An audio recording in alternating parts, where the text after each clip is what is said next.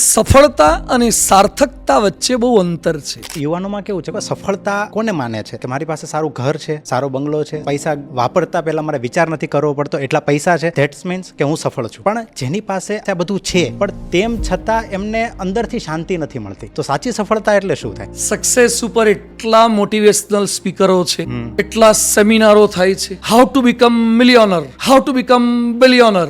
એમાં એ મિલિયોનર બની જાય છે કે તમે ઓડી કરી તે ન લાવી શકો, BMW કેમ ન લાવી શકો, ફેરારી કેમ ન ફેરવી શકો, અમેરિકામાં બંગલો કેમ ન બનાવી શકો, તમારું પોતાનું હેલિકોપ્ટર કે ચાર્ટર્ડ ફ્લાઇટ કેમ ન હોઈ શકે. પણ સફળતા એ કેવળ લૌકિક નથી, એના પેરામીટર્સ અલગ અલગ છે. સફળતા એક સાથે માપી ન શકાય, એક સાથે આંકી ન શકાય. તો સારો બંગલો, સારી ગાડી, સારું સ્ટેટસ, લક્ઝરી, સાધનો, એ દુનિયા તમને ઓળખે, એ લૌકિક એક સક્સેસ છે. પણ સફળતા અને સાર્થકતા વચ્ચે બહુ અંતર છે. સાર્થકતા એ જીવનની સાચી સફળતા છે.